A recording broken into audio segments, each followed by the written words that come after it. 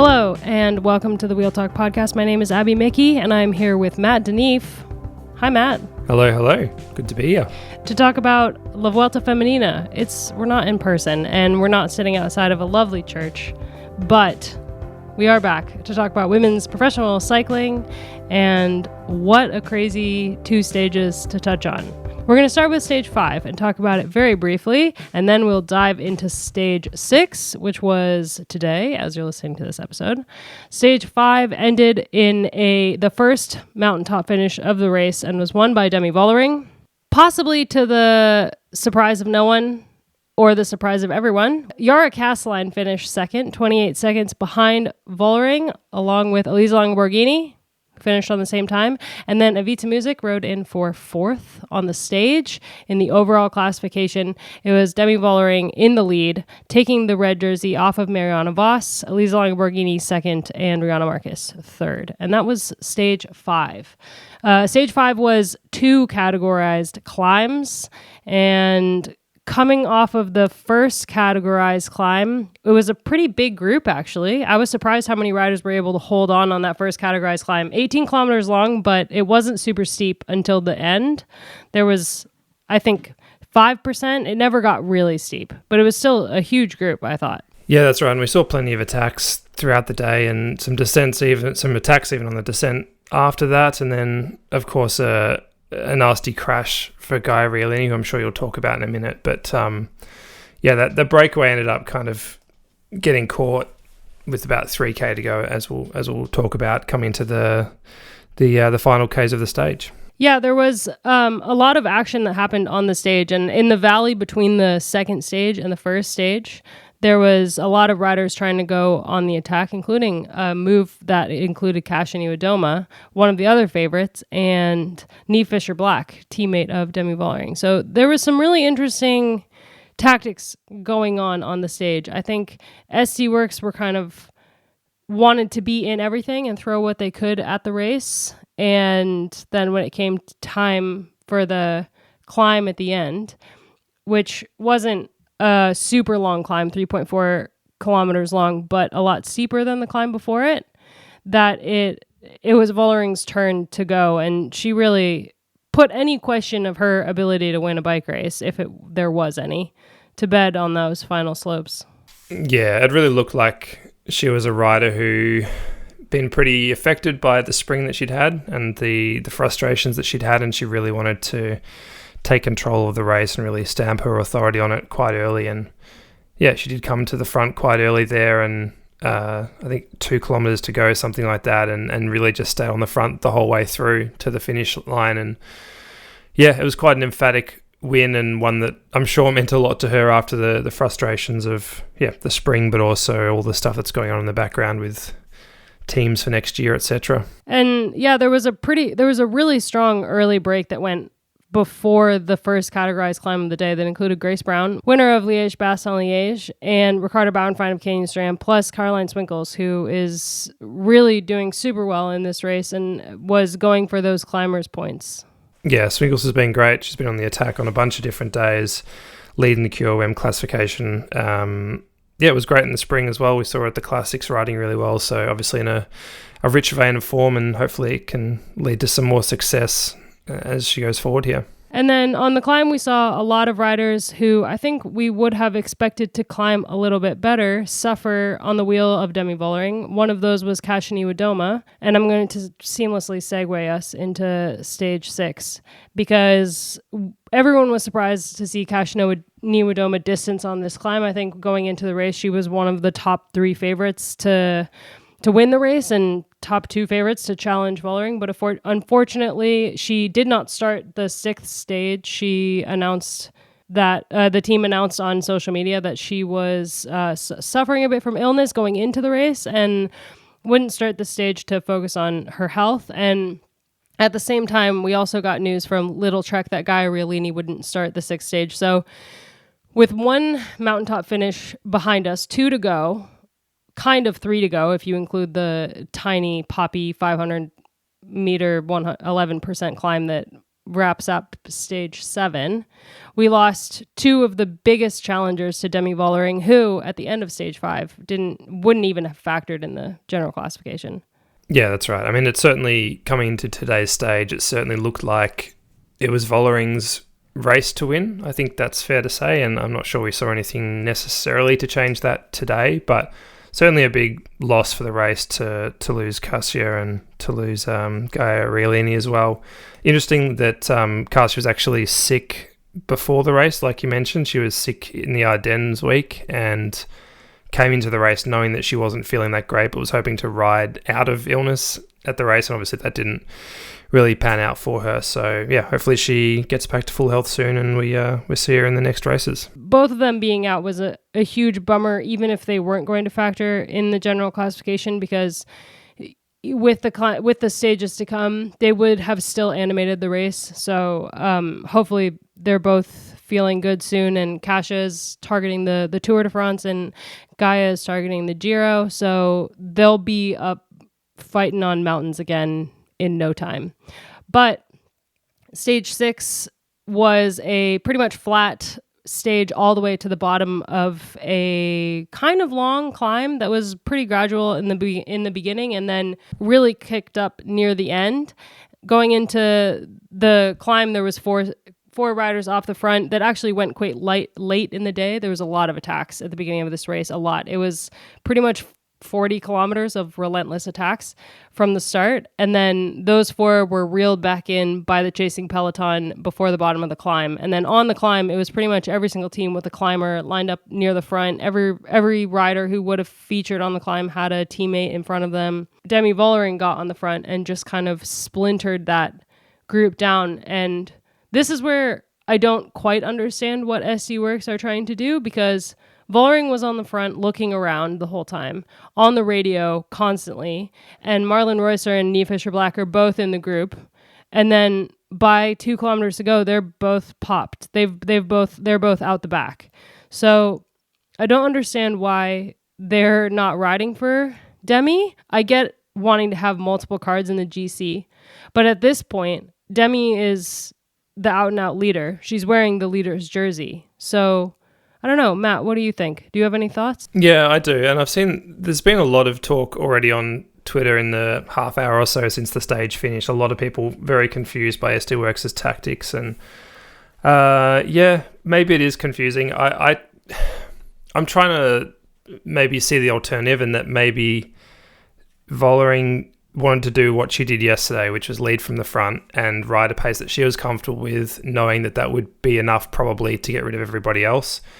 And she wanted to take control, and that was a pace that wouldn't allow Reusser and Niamh Fisher-Black to come to the front. And we saw both of them, as you say, both of them got dropped at some point, and both of them did come back, and Reusser did get on the front at one point with about 2Ks to go when the road flattened off a little bit. So she did help a bit.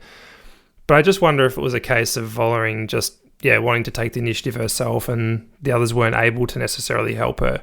Maybe that's a bit naive. Maybe I'm trying too hard to look for the positives there for SD Worx Pro Time. But I don't know. I think Vollering just looked strong and wanted to capitalize on that, and it worked well for her yesterday. Didn't work out quite as well today, but whether or not having a little bit of help before the final kick would have made a difference in the end, I'm not sure. She definitely could have been just over-eager and kind of riding high on the win from the day before, and that's why she was on the front pacing. But it did cost her another stage win in the end, that effort, and you could see how much she was suffering coming into the line, and we'll see what that means for the final stage and the 2 days coming up, because, I mean, she's still like relatively new in this role that she has. She's not Annemiek van Vleuten, who can do these types of moves and be almost have it almost not faze her at all. So it's I feel like kind of, I don't know. I don't really know. Yeah, I think any normal situation, you would have Reusser and Niamh Fisher-Black on the front pacing on that climb, and perhaps that would have done more damage to that group actually earlier on in the climb if their only job was to set the pace on the climb. And yes, Reusser did come to the front, and then as soon as Paulina Roerkes attacked, she couldn't follow it, and Demi once again came to the front and chased down that move by Paulina, which was, I think, just eagerness and also strength. And she's not willing to give away a second of this race, but it was just bizarre, kind of. And I think for me, it doesn't seem like it's completely Demi being keen because of how much she was looking around and how much she was on the radio. I mean, she was constantly on the radio. And that's a bit weird for me, from a rider who is supposedly the team leader in a Grand Tour, to be just constantly on the radio, radioing back to either the car or her teammates, asking them to come up, and to not have them respond. And that's not... I would be floored if Reusser and Fisher-Black are riding for themselves. That's not really how this works. It's probably something from the car, and a plan that was laid out earlier in the day. But it's just so bizarre to see the race leader kind of just riding her own race, and the team allowing her to be vulnerable in that way. One thing I keep thinking is that once all this nonsense of where Vollering's going is over, and once she's settled in, and maybe even it takes a few years or whatever for all this stuff to come out, but there's going to be some interesting stories about how this season unfolded behind the scenes, because there's something going on. There's some things going on that we don't really fully understand from the outside, and it's producing some bizarre results out on the road. I can't wait for the tell-all book. I hope it comes in English. Yeah, I think it's going to be fascinating. I mean, just to come back to what I was saying before, do you think if Vollering had more help from Reusser and Fisher-Black earlier in the climb, do you think that would have made a difference to the result? I mean, I think so, because I think that she was pacing on that climb, and you get caught up in the moment, and it's hard to tamper your effort in that moment if you're on the front of the race and riders are getting dropped and you're in the leader's jersey. You get kind of wrapped up in that, and so you're not exactly thinking about saving energy for the finish. And I don't think it's going to cost her the general classification overall, but it cost her another stage win, because in the end she didn't have the energy to outsprint Evita Music, which, look, if Demi Vollering is going to ride herself into the ground and it's going to result in a win for Evita Music, I'm all for it. That was phenomenal. That was such an amazing win.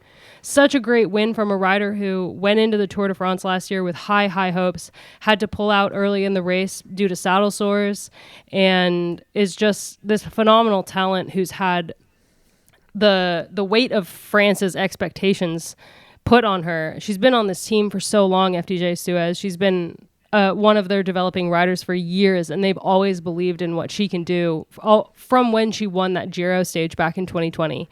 And every single year we go into the year and she's one of their leaders, and she always falls just below the mark. She said in the post-race interview she gets a lot of fourths.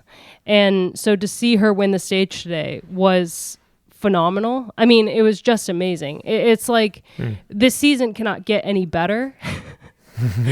And we've had 6 stages so far, and only one team has won twice. And I can't remember the last time that happened in a stage race. Yeah, and just with music, she was 4th yesterday. She was 4th on the 2 mountain stages at last year's Vuelta.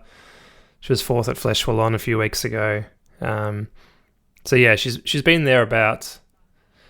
And it was interesting. She also said in that post-race interview that she was asked by the interviewer about her comments before the race, because she actually said that was her plan for the day, was to follow Vollering on the climb and then beat her in the sprint at the end, which is exactly how it played out, which it's got to be very satisfying.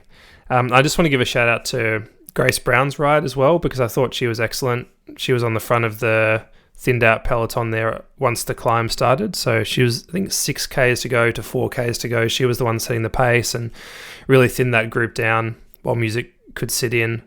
And then there was a lovely moment at the finish where Grace Brown and Invita Music had a nice hug at the finish and celebrated the win. So, yeah, a really cool team result, I thought, that one. We actually have an audio diary from one of Evita Music's teammates, Alessia Vigilia.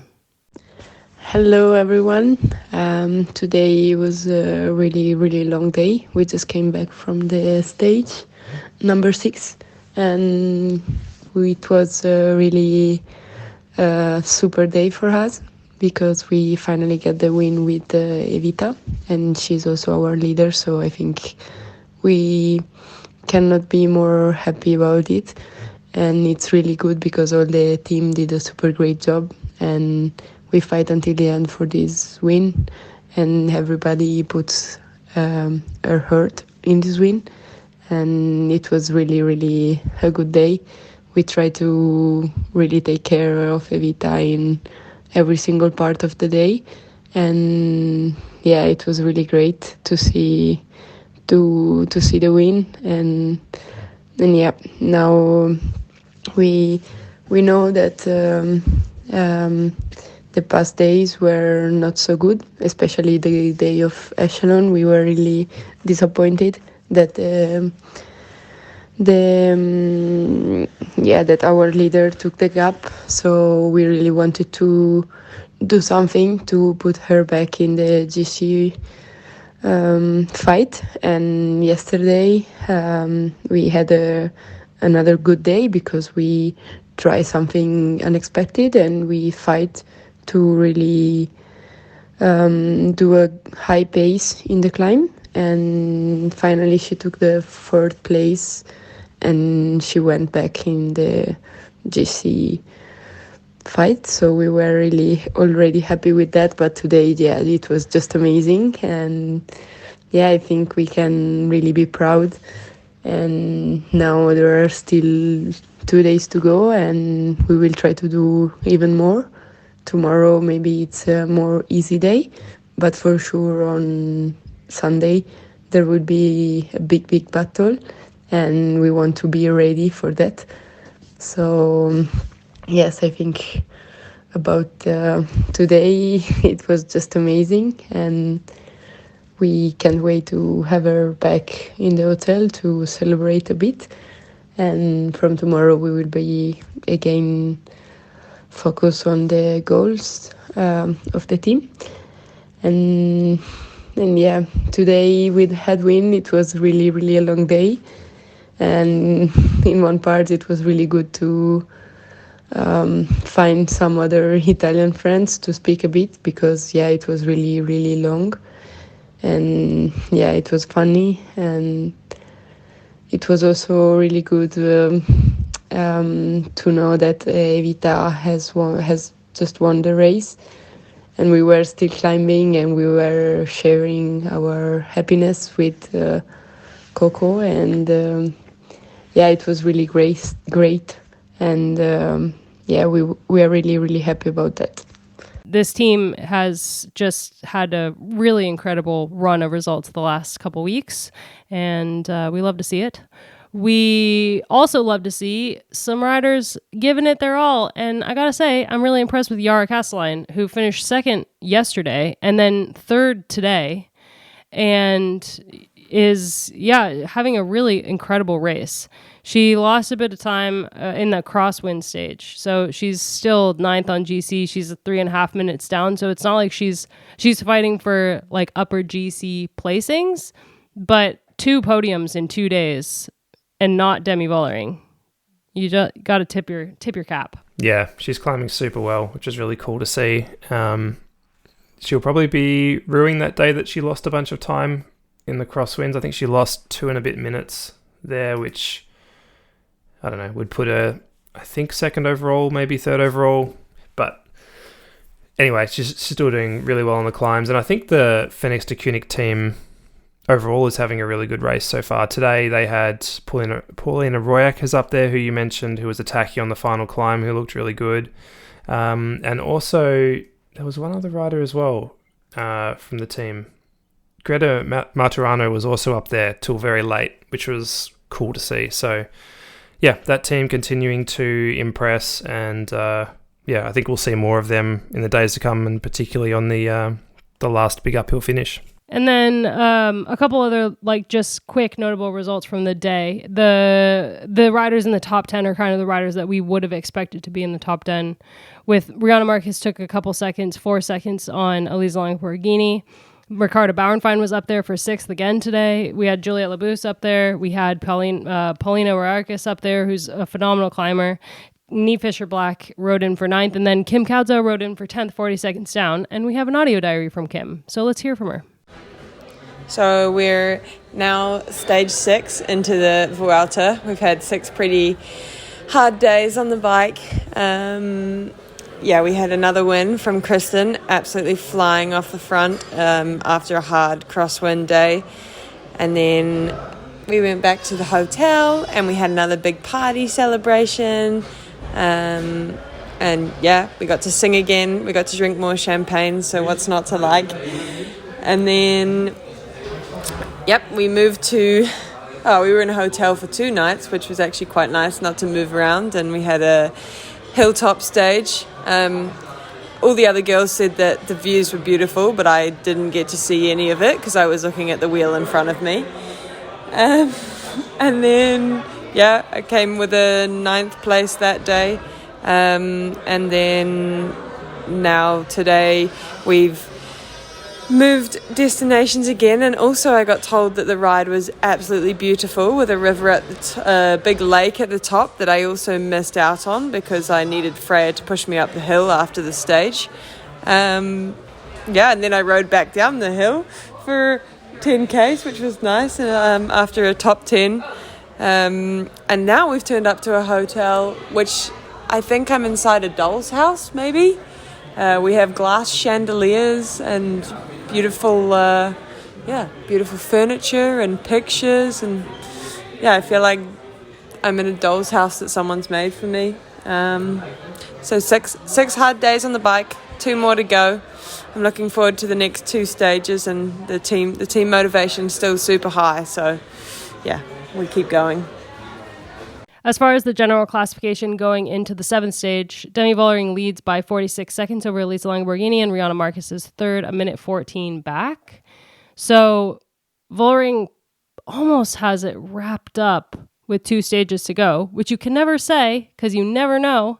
But with the way she's climbing right now, and another mountainous day coming on Sunday, plus tomorrow is... Well, actually, tomorrow's pretty interesting, Matt. Writing the preview for it. The race organizers should have some kind of fine slapped on them for the very deceiving profiles. But if you actually plug in the GPX file, the final 16 kilometers is a really fast, small, narrow road descent before they come onto a bigger road that comes into town. And then the final is actually 500 meter, 11% climb. So it's kind of a mini Mur de Huy. So we'll curious to see what will happen on that day, but it's not a straightforward sprint stage like you would believe if you looked at the race organizers. I looked at the profile and I saw a little uphill kick to the line. I thought, that's got Voss written all over it, but that actually sounds steeper than Voss might be happy with. So that's an interesting one for sure. If she was on form, I would say that Liana Lippert could take tomorrow, but... Yeah, it's a bit of a shame, isn't it? She looks like she's still just working her way back into form. I think she was dropped with 5K still to go today on the climb, which was a shame, but she's still got time before the Tour de France Femme to roll around, so hopefully she's good for that. And just on Vollering's GC hopes from here, I messaged you before the race started and said that I thought Vollering would win comfortably, and I still believe that. I think she's just the best climber and just has a lot to prove, and I know it's kind of a cliche, but she just wants it, so I think she's going to win from here. Did you see the moment today where she and half the peloton stopped for a nature break? And I kind of had flashbacks to last year. Yes, the designated P-stops. Yeah, had flashbacks to last year. I was like, oh, not again. Because it was, there was some crosswinds earlier in the stage, and it worked out fine. The race organizers designated P-stops Is that for the right? riders. Well, there you go. Okay. Well, I've learned something. Which is just such an odd thing to have to do or to do, but here we are.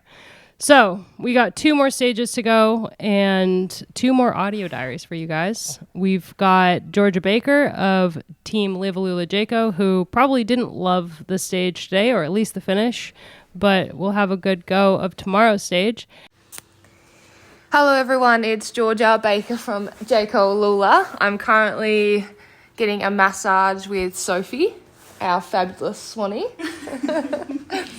It's been a really long day today. We didn't finish until around 6 p.m, and had about an hour transfer, and getting a massage and have dinner after. How was your day, Soph?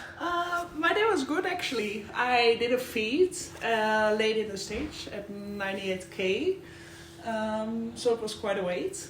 A long wait. Long wait. You had a headwind today too, so. Yeah, and well, we got dropped off there. So, it was just waiting, no car, so just waiting on the side of the road. So in the sun it was nice, but once the sun was gone, it was quite chilly. Yes. But luckily we had quite some sun. Nice. And your day? My day? It was a hard day. It was a headwind all the way until the final climb, and we had a summit finish.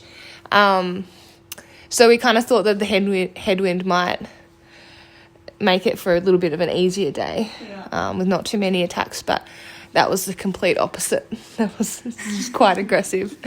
And the first 25k was slightly uphill, and so we were just making sure in the moves. My role was early on and also setting up Marvi for the final climb. But we had a good team ride. Marvi didn't quite have the legs today, but Ingvild had a really good ride. She finished 11th. It was impressive ride from her. Good. And it was a really pretty finish, actually. Did you see the finish? No, I didn't. It was really. Oh, I got to enjoy it because we could just ride up, but it was probably the prettiest finish we've had. And that's pretty much all we have for today. Thanks for being the special guest, though. No worries. Okay, bye. Then we have Elynor Backstedt from Lidl-Trek to round out the episode. Matt, thank you so much for chatting with me about the bike race at 2:30 in the morning. My pleasure. I hope I made sense. And we'll be back to talk about Stage 8 on Sunday. It's all yours. Okay. I'm going to need you to ask me a question to start off. So, Elynor, catch us up on how the Vuelta has been going. Okay. The Vuelta has been quite eventful for us as a team.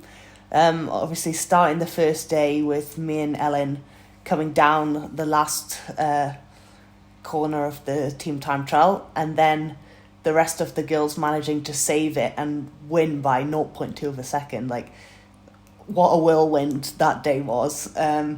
So personally, my rest of the Vuelta has been quite painful. I've struggled a lot with muscle tightness and back pain and all of that as a consequence from the crash. But I'm getting better day by day. But obviously, it's not been ideal to lose Ellen and then yesterday lose Gaia to that crash on the downhill. So it's been a bit of a whirlwind, but we will keep fighting for Elisa. And the morale is still high. We're still singing in the bus. We're still laughing at dinner. So that's the most important thing. And we've been, preparing every day for the win that this Vuelta has brought to us. But 2 days to go now, and one flat and windy stage and one crazy mountain stage, and it's still all to play for. And can you explain a bit about your role in this race, what you've been doing? So my role has been, first of all, surviving after the crash, but looking after Gaia a little bit, looking after Elisa a little bit, just try to do bead on duty while, suffering a little bit. And just helping everyone out. If they need something, I'm there. They need moving up, I'm there. I've not yet made it to the bottom of a climb to do the lead in because the legs haven't showed up, but hopefully these next couple of days I'll be able to do something along the lines of that. But I am basically of service to anyone who needs me, and yeah, I enjoy it. And what are you doing right now? Right now I am at the osteo. I need to give a special shout out to Jose Luis, because without him I don't think I would still be at this Vuelta. I've been basically going twice a day and he has fixed me every day. And yeah, I can tell you I wouldn't be here without him.